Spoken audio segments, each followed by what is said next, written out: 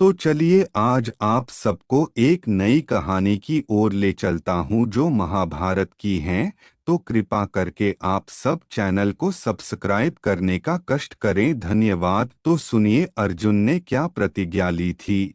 महाभारत का भयंकर युद्ध चल रहा था। लड़ते लड़ते अर्जुन रणक्षेत्र से दूर चले गए थे। अर्जुन की अनुपस्थिति में पांडवों को पराजित करने के लिए द्रोणाचार्य ने चक्रव्यूह की रचना की। अर्जुन पुत्र अभिमन्यु चक्रव्यूह भेदने के लिए उसमें घुस गया।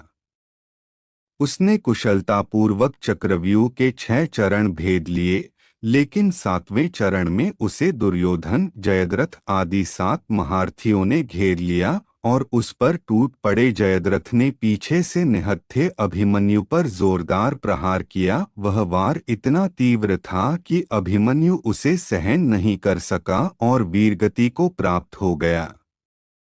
अभिमन्यु की मृत्यु का समाचार सुनकर अर्जुन क्रोध से पागल हो उठा। उसने प्रतिज्ञा की कि यदि अगले दिन सूर्यास्त से पहले उसने जयद्रथ का वध नहीं किया तो वह आत्मदाह कर लेगा। जयद्रथ भयभीत होकर दुर्योधन के पास पहुंचा और अर्जुन की प्रतिज्ञा के बारे में बताया। दुर्योधन उसका भय दूर करते हुए बोला, चिंता मत करो मित्र, मैं और सारी कौरव सेना तुम्हारी रक्षा करेंगे। अर्जुन कल तुम तक नहीं पहुंच पाएगा, उसे आत्मदाह करना पड़ेगा। अगले दिन युद्ध शुरू हुआ।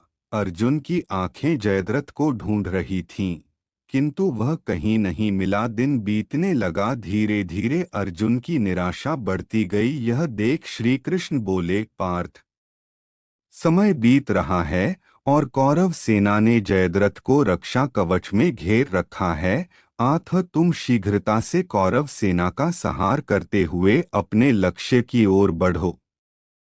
यह सुनकर अर्जुन का उत्साह बढ़ा और वह जोश से लड़ने लगे, लेकिन जयद्रथ तक पहुंचना मुश्किल था। संध्या होने वाली थी। तब श्री कृष्ण ने अपनी माया फैला दी। इसके फलस्वरूप सूर्य बादलों में छिप गया और संध्या का भ्रम उत्पन्न हो गया। संध्या हो गई है और अब अर्जुन को प्रतिज्ञावश आत्मदाह करना होगा। यह सोचकर जयद्रथ और दुर्योधन खुशी से उछल पड़े। अर्जुन को आत्मदाह करते देखने के लिए जयद्रथ कौरव सेना के आगे आकर अट्टहास करने लगा। जयद्रथ को देखकर श्री कृष्ण बोले, पार्थ, तुम्हारा शत्रु तुम्हारे सामने खड़ा है। उठाओ अपना गांडीव और वध कर दो इसका। वह देखो अभी सूर्यास्त नहीं हुआ है। यह कहकर उन्होंने अपनी माया समेट ली। देखते ही देखते सूर्य बादलों से निकल आया। सबकी दृष्टि आसमान की ओर उठ गई। सूर्य अभी भी चमक रहा था। यह देख जयद्रथ और दुर्योधन के पैरों तले जमीन खिसक गई। जयद्रथ भागने को हुआ, लेकिन तब तक अर्जुन ने अपना गांडीव उठा लिया था। तभी श्री कृष्ण चेतावनी देते हुए बोले, हे अर्जुन, जयद्रथ के पिता ने इसे वरदान दिया था कि जो इसका मस्तक जमीन पर गिराएगा उसका मस्तक भी 100 टुकड़ों में विभक्त हो जाएगा। इसलिए यदि इसका सिर जमीन पर गिरा तो तुम्हारे सिर के भी 100 टुकड़े हो जाएंगे। हे पार्थ, उत्तर दिशा में यहाँ से 100 योजन की दूरी पर जयद्रथ का पिता तप कर रहा है। तुम इसका मस्तक ऐसे काटो कि वह इसके पिता की गोद में जाकर गिरे। अर्जुन ने श्री कृष्ण की चेतावनी ध्यान से सुनी और अपनी लक्ष्य की ओर ध्यान कर बाण छोड़ दिया। उस बाण ने जयद्रथ का सिर धड़ से अलग कर दिया और उसे लेकर सीधा जयद्रथ के पिता की गोद में जाकर गिरा। जयद्रथ का पिता चौंक कर उठा तो उसकी गोद में से सिर जमीन पर गिर गया। सिर के जमीन पर गिरते ही उनके सिर के भी 100 टुकड़े हो गए। इस प्रकार अर्जुन की प्रतिज्ञा पूरी हुई। अब आपको एक और रोचक और बड़ी ही अचंभित कहानी सुनाता हूँ कि भगवान कृष्ण और अर्जुन में युद्ध क्यों हुआ था। तो कृपया कहानी पूरा देखें ताकि आपको पूरी कहानी समझ आए तथा चैनल को सब्सक्राइब भी कर दे, धन्यवाद। तो सुनिए। एक बार महर्षि गालव जब प्रातः सूर्यार्घ्य प्रदान कर रहे थे, उनकी अंजलि में आकाश मार्ग में जाते हुए चित्रसेन गंधर्व की थूकी हुई पीक गिर गई। मुनि को इससे बड़ा क्रोध आया। वे उन्हें शाप देना ही चाहते थे कि उन्हें अपने तपोनाश का ध्यान आ गया और वे रुक गए। उन्होंने जाकर भगवान श्री कृष्ण से फरियाद की, याम सुंदर तो ब्रह्मण्य देव ठहरे ही। झट प्रतिज्ञा कर ली। 24 घंटे के भीतर चित्रसेन का वध कर देने की ऋषि को पूर्ण संतुष्ट करने के लिए उन्होंने माता देवकी तथा महर्षि के चरणों की शपथ ले ली। गालव जी अभी लौटे ही थे कि देवर्षि नारद वीणा झंकारते पहुंच गए। भगवान ने उनका स्वागतातिथ्य किया। शांत होने पर नारद जी ने कहा, प्रभो, आप तो परमानंद कंद कहे जाते हैं। आपके दर्शन से लोग विषाद मुक्त हो जाते हैं, पर पता नहीं क्यों आज आपके मुख कमल पर विषाद की रेखा दिख रही है। इस पर श्याम सुंदर ने गालव जी के सारे प्रसंग को सुनाकर अपनी प्रतिज्ञा सुनाई। अब नारद जी को कैसा चैन आनंद आ गया। झटपट चले और पहुंचे चित्रसेन के पास। चित्रसेन भी उनके चरणों में गिर अपनी कुंडली आदि लाकर ग्रह दशा पूछने लगे। नारद जी ने कहा, अरे तुम अब यह सब क्या पूछ रहे हो? तुम्हारा अंतकाल निकट आ पहुंचा है। अपना कल्याण चाहते हो तो बस कुछ दान पुण्य कर लो। 24 घंटों में श्री कृष्ण ने तुम्हें मार डालने की प्रतिज्ञा कर ली है। अब तो बेचारा गंधर्व घबराया। वह इधर उधर दौड़ने लगा। वह ब्रह्मधाम, शिवपुरी, इंद्रियमवरुण सभी के लोकों में दौड़ता फिरा, पर किसी ने उसे अपने यहाँ ठहरने तक नहीं दिया। श्री कृष्ण से शत्रुता कौन उधार ले? अब बेचारा गंधर्वराज अपनी रोती पीटती स्त्रियों के साथ नारद जी की ही शरण में आया। नारद जी दयालु तो ठहरे ही, बोले, अच्छा यमुना तट पर चलो। वहां जाकर एक स्थान को दिखाकर कहा, आज आधी रात को यहाँ एक स्त्री आएगी। उस समय तुम ऊंचे स्वर में विलाप करते रहना। वह स्त्री तुम्हें बचा लेगी, पर ध्यान रखना, जब तक वह तुम्हारे कष्ट दूर कर देने की प्रतिज्ञा न कर ले, तब तक तुम अपने कष्ट का कारण भूल कर भी मत बताना।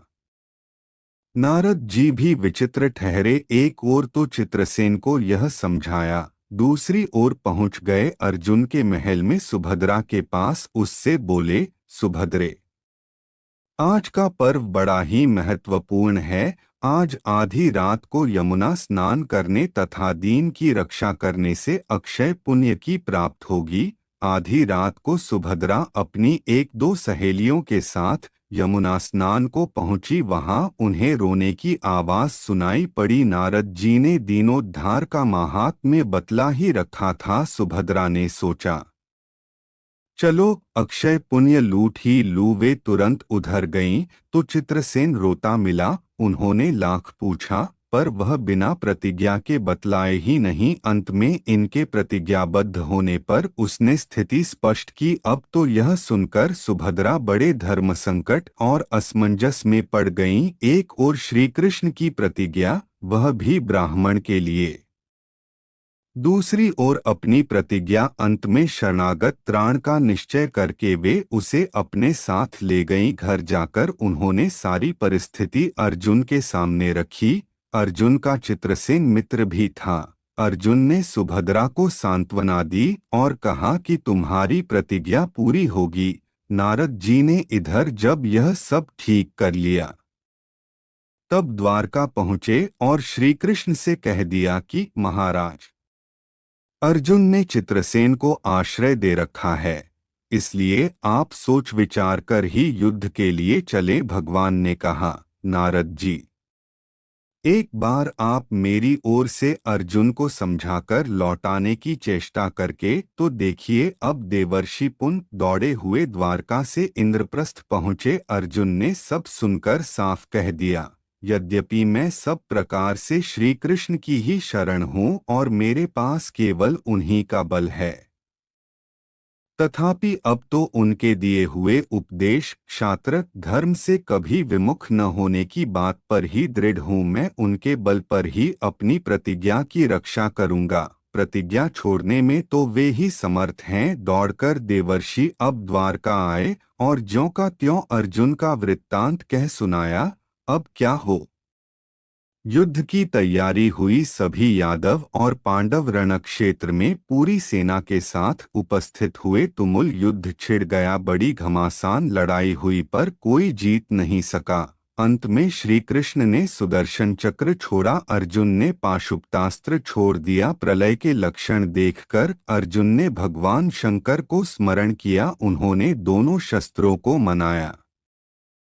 फिर वे भक्त वत्सल भगवान श्री कृष्ण के पास पहुँचे और कहने लगे, प्रभु राम सदा सेवक रुचि राखी। वेद पुराण लोक सब राखी, भक्तों की बात के आगे अपनी प्रतिज्ञा को भूल जाना तो आपका सहज स्वभाव है। इसकी तो असंख्य आवृत्तियां हुई होंगी। अब तो इस लीला को यहीं समाप्त कीजिए। बाण समाप्त हो गए, प्रभु युद्ध से विरत हो गए। अर्जुन को गले लगाकर उन्होंने युद्धश्रम से मुक्त किया, चित्रसेन को अभय किया। सब लोग धन्य धन्य कह उठे, पर गालव को यह बात अच्छी नहीं लगी। उन्होंने कहा, यह तो अच्छा मजाक रहा। स्वच्छ हृदय के ऋषि बोल उठे, लो मैं अपनी शक्ति प्रकट करता हूँ। मैं कृष्ण, अर्जुन, सुभद्रा समेत चित्रसेन को जला डालता हूँ। पर बेचारे साधु ने ज्यों ही जल हाथ में लिया, सुभद्रा बोल उठी, मैं यदि कृष्ण की भक्त हूँ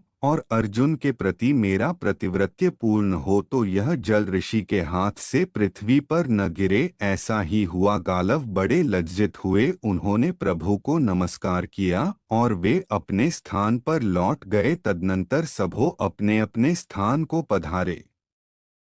ऐसी ही अच्छी कहानी देखने के लिए हमारे चैनल को सब्सक्राइब करें तथा बेल आइकन को दबाएं ताकि नई कहानी आप तक सबसे पहले पहुंचे। धन्यवाद।